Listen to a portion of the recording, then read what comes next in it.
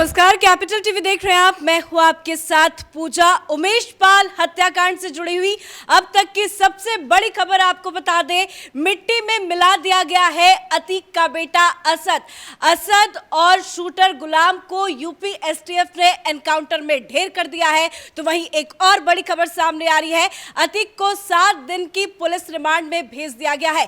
बड़ी खबर के साथ, तमाम अपडेट के साथ मेरे साथ न्यूज रूम से जुड़े हुए हैं कैपिटल टीवी के एग्जीक्यूटिव एडिटर राजीव जी, कितना बड़ा फैसला है ये? देखिए, दो तरह के फैसले हैं, दोनों, एक कोर्ट के तरफ से और एक एडमिनिस्ट्रेशन के तरफ से, क्योंकि इसमें शुरू से ही सीएम योगी आदित्यनाथ ने चुनौती दे दी थी कि इन लोगों को जो जिस मकसद से ये कांड किया गया था उस मकसद की सज़ा मिलेगी। अब मकसद की सज़ा दो तरह से मिलेगी, एक तो कोर्ट के हवाले से और दूसरा जो उन्होंने योगी आदित्यनाथ को चैलेंज किया था उस चैलेंज का जवाब भी मिलना है। इसलिए दो तरफा कार्रवाई शुरू से ही हो रही थी, पहले भी इनकाउंटर हुआ इस मामले में, और फिर अब जो सबसे मेन जो इस मामले का बड़ा शूटर माना जाता था, जिसको आगे इसीलिए अतीक अहमद ने किया था कि उत्तर प्रदेश में उसकी दहशत कायम हो, क्योंकि अतीक अहमद कोई छोटा मोटा माफिया नहीं है। अतीक अहमद के पास शूटरों का पूरा नेटवर्क है। ऐसे में अतीक अहमद ने ये क्यों फैसला किया कि उसका बेटा असद इस शूट आउट में शामिल होगा, इसके पीछे एक बड़ी वजह थी। और शाइस्ता परवीन भी ये बात बोल रही थी कि इस बच्चे को उसमें शामिल नहीं किया जाना चाहिए था। ये कहा गया कि अशरफ ने, जब अतीक का भाई जो है जिसने ये पूरा प्लान किया, तो अतीक अहमद ने खुद कहा कि असद को इसमें शामिल करो, क्योंकि हमें इसके पीछे का पूरा जो मकसद है उसको दिखाना है।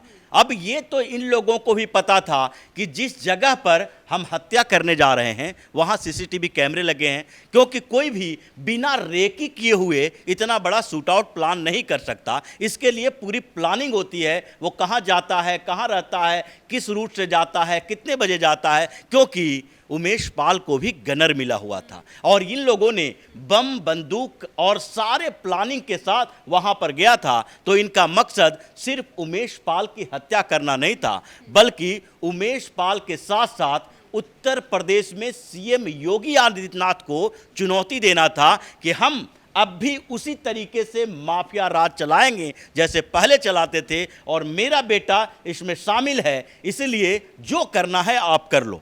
और उसके बाद जो ये चैलेंज की जानकारी जब यूपी पुलिस ने अपने नेटवर्क के माध्यम से योगी आदित्यनाथ को दिया, तो उन्होंने खुली छूट दे दी कि इसमें जितने शामिल हैं, 9 लोग जो आरोपी बनाए गए हैं और जो शूटर हैं, उन एक भी शूटर को जिंदा नहीं छोड़ना है। और उसी में असद का नंबर आ गया, गुलाम मोहम्मद का नंबर आ गया। इन लोगों ने जिस तरीके से शूट आउट प्लान किया था उसके पीछे का मकसद सिर्फ और सिर्फ माफिया राज का भय फैलाना नहीं था, बल्कि इसके पीछे एक पूरा का पूरा पॉलिटिकल नेटवर्क भी था और पॉलिटिकल मकसद भी था कि अभी अगर ये मामला 6 महीने तक चलता रहा, जैसा कि असद को और उसके सहयोगियों को वहां से भगा दिया गया था। दिल्ली में भी ये कुछ समय तक रहा।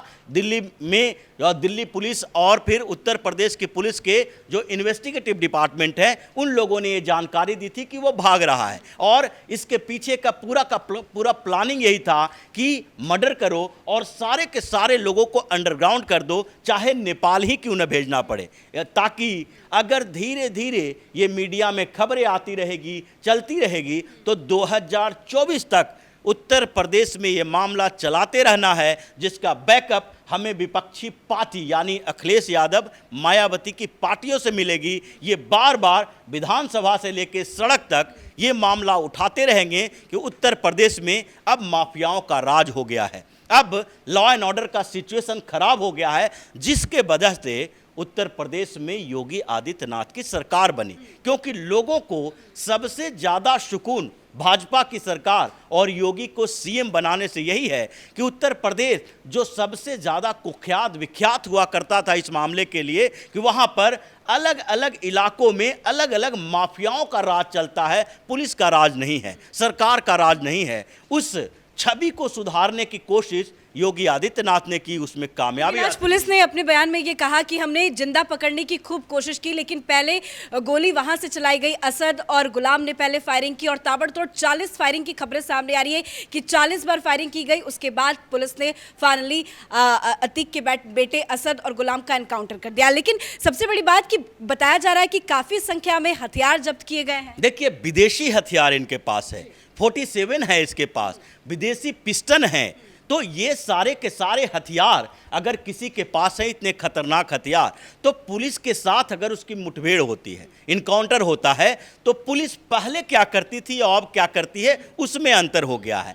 पहले चूंकि इसके ऊपर दबाव होता था कि पुलिस के जवान शहीद हो जाए तो हो जाएं, लेकिन गुंडे को, माफिया को, उसको मारा नहीं जा सकता है। ये लोग कम से कम अपने पॉलिटिकल आकाओं के संरक्षण में थे। अब स्थितियां बदल गई है। अब पुलिस को यह बता दिया गया है कि पुलिस का एक जवान को अगर खरोच भी आती है तो सामने वाले को सीधे ऊपर पहुंचा दो। और ये आदेश काफ़ी है पुलिस वालों के हिम्मत और हौसला बढ़ाने के लिए, क्योंकि इनकाउंटर तो हुआ है, फायरिंग हुई है और दोनों तरफ से हुई है। जब वो लोग विदेशी हथियारों से ताबड़तोड़ फायरिंग कर रहे हैं तो पुलिस वाले उनके सामने जाकर आत्महत्या तो करेंगे नहीं, इसीलिए इन लोगों ने भी उसको सामने से फायरिंग की और ये नहीं देखा कि उसके पैर में गोली लगेगी, सीने में गोली लगेगी या हाथों में गोली लगेगी। इसीलिए ये एडमिनिस्ट्रेशन और सरकार का जिस तरीके से कोऑर्डिनेशन चल रहा है उत्तर प्रदेश में और माफियाओं के खिलाफ जो एक एक्शन चल रहा है, उसी का नतीजा ये है। इसीलिए अतीक अहमद और मुख्तार अंसारी जैसे लोग तड़प रहे हैं। अतीक अहमद की हालत तो ये है कि अगर मौका मिले तो जेल में वो आत्महत्या कर ले। खबर सामने आ रही है कि अतीक चक्कर खा के कोर्ट रूम में ही गिर गया है। पहले जब उसको खबर मिली कि उसके बेटे का एनकाउंटर हो गया तो वो रोने लगा। दूसरी तरफ कोर्ट से झटका मिल गया क्योंकि पुलिस ने 14 दिन की रिमांड मांगी थी, लेकिन 7 दिन की रिमांड मिल गई। लेकिन जैसे ही खबर उसको पता चली कि उसका बेटा मार गिराया गया है, उसके बाद वो बेहोश हो गया है। देखिए, 7 दिन के अंदर अतीक अहमद अपने पूरे नेटवर्क के बारे में बताएगा, क्योंकि अभी जो काम चल रहा है उत्तर प्रदेश में वो सिर्फ एक माफिया के खिलाफ नहीं चल रहा है, उसके नेटवर्क के खिलाफ चल रहा है। और अतीक अहमद का नेटवर्क सिर्फ ये छोटे मोटे शूटर नहीं है, ये शूटर तो पनप जाते हैं, इनको पैसा लेना होता है, पैसा लेके ये शूट आउट करते हैं। लेकिन इसके पीछे सबसे बड़ी भूमिका किसकी होती है? इन लोगों के पैसे को इन्वेस्ट करने वाले लोग, जो रियल एस्टेट कारोबारी हैं, जिन लोगों ने इसके पैसे को अलग अलग जगहों पर वाइट मनी में तब्दील करने के लिए इन्वेस्ट किया है। अब वो तो अतीक अहमद बताएगा। अब 7 दिन की रिमांड जो है उसमें अतीक अहमद एक एक लोगों का नाम बताएगा और इसी डर से अशरफ अतीक के पूरे गैंग और नेटवर्क का सफाया होगा। सबसे बड़ी बात कि अभी तक इस पूरे केस में 4 एनकाउंटर हो चुके हैं। अतीक का बेटा भी मारा गया है, तो क्या माना जाए कि अगला नंबर अतीक का होगा? अतीक तो इस स्थिति में है कि अगर जेल में इसे छोड़ दिया जाए तो पहले जो अय्यासी की जिंदगी जीता था अब ये आत्महत्या कर ले, क्योंकि इसको लगने लगा है कि अगर हम हैं तो हमारा पूरा परिवार खतरे में है, हम नहीं हैं तो कम से कम पूरा परिवार सुरक्षित हो जाएगा। सरकार है जो दबाव कम कर सकती है, क्योंकि अगर खुद से सैक्रिफाइस करता है तो इन लोगों के लिए थोड़ा सा सॉफ्ट कॉर्नर होगा कि अब इसका मेन हेड जो था वो चला गया। तो क्या तभी अतीक इस तरह के बयान दे रहे हैं कि मुझे तो मिट्टी में मिला दिया गया, मुझे रगड़ा जा रहा है? ये बिल्कुल इनको लग रहा है कि अब हमारा तो सब कुछ कारोबार खत्म हो गया। उसने कहा माफियागिरी तो हमारा पहले ही खत्म हो चुका था, अब हमारे परिवार के खिलाफ ये कार्रवाई की जा रही है। लेकिन ये तो सोचने वाली बात है कि अतीक अहमद का परिवार है क्या?